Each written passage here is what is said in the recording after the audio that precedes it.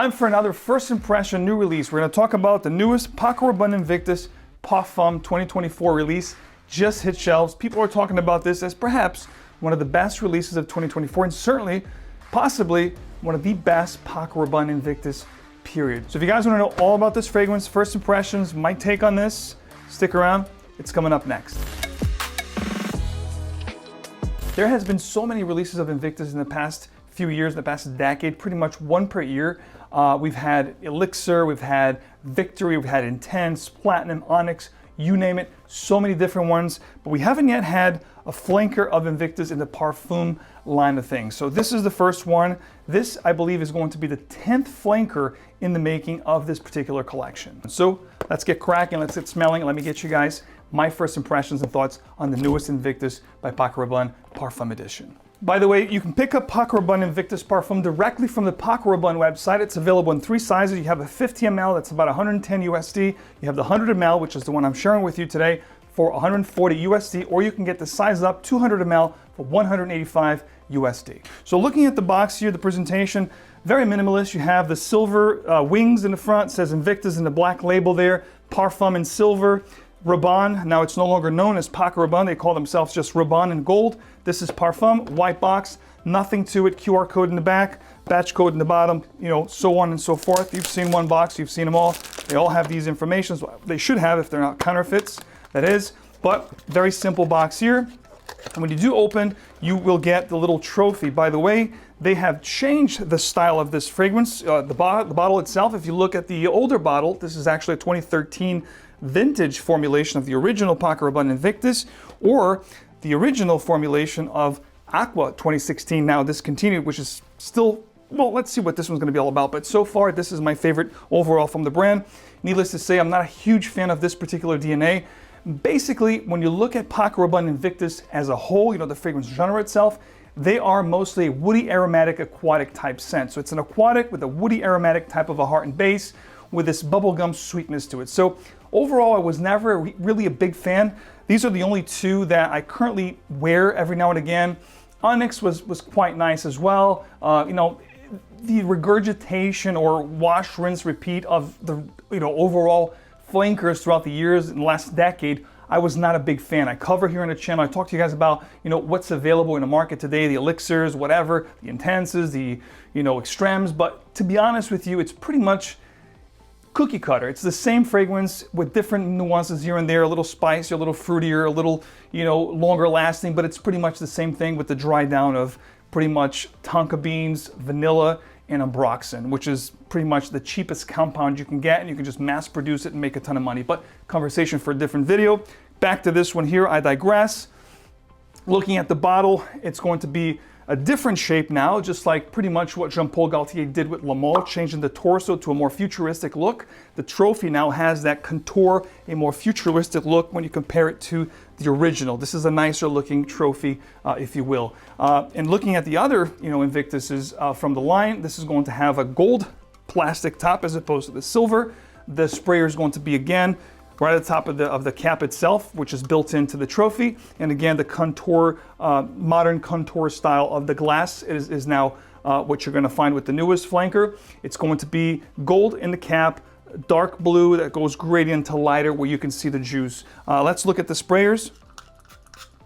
Very nice sprayers. I'm gonna spray my wrist as always to give myself a little bit of the progression or development of fragrance. We're also gonna spray the blotter here so I get a little bit of that as well.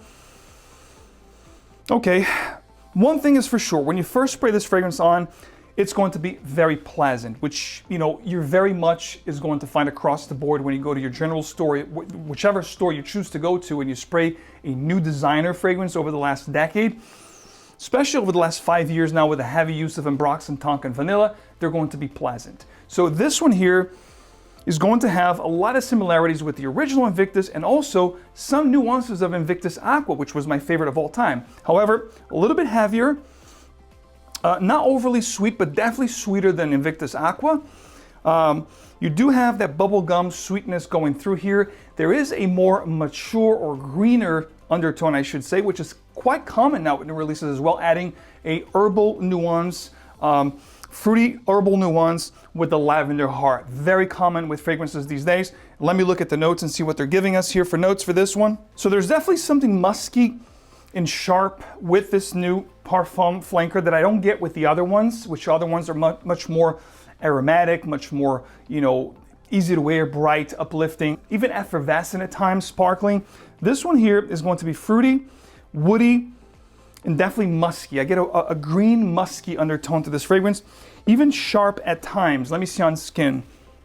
There's something musky about this fragrance that I'm getting even more predominant on skin than I'm getting on the blotter. The blotter is pretty much that sweet fruitiness that I talked about with the woody green nuance. The musky is present here, but definitely a lot more prevalent on skin. Looking at the notes, it's talking about the marine accord, so maybe there's a seaweed vibe here that I'm getting that's giving me like this musky kind of a vibe that I'm not really a big fan. All of the Invictus fragrances will have this marine kind of a feel. They're all going to be marine up top with the fruit, with the fruitiness. They're definitely going to have some woods in the base and the aromatic kind of a vibe to them. However, the ones that came before the new Parfum did not have this herbal / lavender vibe that I'm getting here, which makes this perhaps the more well-constructed, you know, from all the other ones being more playful, more youthful. This one here will retain the playfulness, the youthfulness, but it'll be a little bit more on the mature side in the account, or not mature, I should say, but a little bit more well put together or refined, I should say, in the account of the herbal green nuances, the woodiness, along with the lavender. Looking at the notes, you have marine accord up top, you have lavender, there you go, opens up pink pepper, so you're gonna have that spiciness that I'm talking about, along with the musk. There is a soapy vibe here, along with musk. That's perhaps where I'm getting that musky, weird kind of a funky feel that I got. Violet leaf and myrtle, perhaps the combination of notes are doing that. As the fragrance develops and warms up, perhaps it's gonna get better or worse. It's yet to be seen. Cashmere, musk, and sandalwood. It's about the time of the video where I like to pause the recording. You're not going to see this. You're going to see the video just on a continuous basis, but I will pause the video at this point to see what kind of development I get with this fragrance for the next 30 to 40 minutes, because that's when you get into the heart and into the dry down territory, and I'll give you more about this fragrance. So I've been wearing this fragrance for about 35-40 minutes at this point, and it's definitely getting creamier. That musky feel that I talked about with the soap is definitely present here, very much so. So it's going to be a rather soapy fragrance, not the powdery kind. There's no notes here like iris or anything like that, because we know Prada is supposed to smell like an expensive bar of soap for the most part. They have that within their DNA and scent profiles. This is not going to be the case with this one. There is a soapiness, a cleanliness to the fragrance. However, it is a creamy cleanliness, but definitely soapy. You do have the sandalwood in the base, which adds creaminess and sweetness to the fragrance. There is a note of myrtle here, which contributes to that herbal feel that I talked about along with the lavender. The myrtle will give you this juniper berry / almost coniferous, but not quite, and rosemary type of a vibe. So definitely a lot of green components here, soapy, musky. The spiciness from the pepper goes away.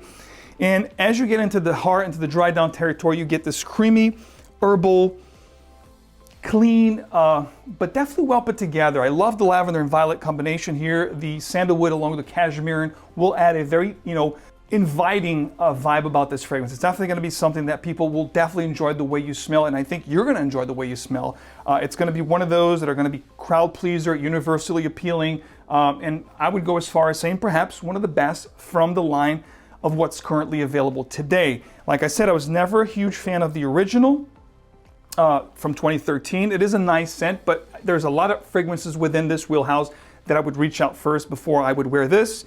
And of course, my all-time favorite, the 2016 Aqua, was definitely the best one. This was incredible in performance, great for compliments, one that I wore a lot. This is actually my third bottle from 2016, and then once it got discontinued around, I believe 2018 or so, which they released another version of this Aqua, that's when I couldn't pick it up anymore and I kind of, stopped wearing it. But there are other options in the market today that you could get if you miss this fragrance that are quite similar, if not just as good.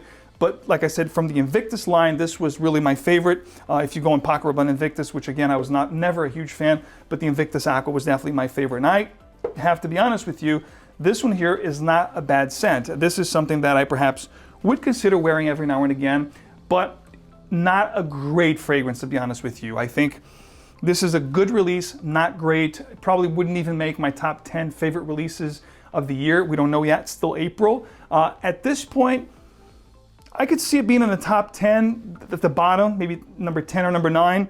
But as the year progresses, I'm hard pressed to think that this won't even make my top 10 favorite releases. It's good, but not great. But I would love to say, try it on skin. You might love it. I think this is another redundant release. There is components here that are very likable and appealing, sure, but definitely very well recognizable. You're going to smell this and you're going to think about a ton of other fragrances that you smelled before that are similar or reminiscent of this. Sad but true. This is really not that unique or that inspiring of a fragrance. Perhaps, like I said in the beginning, it's a fragrance that takes from the original DNA, has some marine and aromatic accords from the Aqua, which I loved, and then added these spicy, peppery, and musky green herbal accords, the lavender, of course, and the sandalwood in the base to make it a little bit different, but not quite different, not quite an amazing release. But like I said, try before you buy, and you can do that perfume.com. Use my code MAX12, details below. Get yourself a decant, wear on skin, live with it, make sure you love it. Maybe perhaps when you find this at discounters, you could pick it up for a better price and then really rock it, if you really love it. I think, like I said, this is a good release, but not great. Warrants you to try it, but like I said, try before you buy it, because I think if you blind buy this, perhaps you're going to be, disappointed. Like I said, I'm not impressed with this. This is decent, but not great. So those are my first impressions of the new Paco Rabanne Invictus Parfum. I wish I had better news to report. But again, this is just another redundant release, more of the same. Let me know what you think in the comment section of this video. Have you tried the new Invictus Parfum? What are your thoughts on this one? What's your favorite from the line of Paco Rabanne Invictus? Are you a fan of Invictus at all? Comment down below, let me know your thoughts. And of course, I would love to know so far in the first quarter of 2024, what has been your favorite releases? And if there's something you heard about out there that's coming that you guys are eagerly waiting to try. And as always, your support is greatly appreciated. It's what keeps the channel going. So if you would, please leave me a like, subscribe to the channel, hit the bell so you get these videos straight into your feed. If you want to know about news, coupon codes, deals, anything and everything related to fragrance, of course, I keep you in the know. Fragrance lover to another.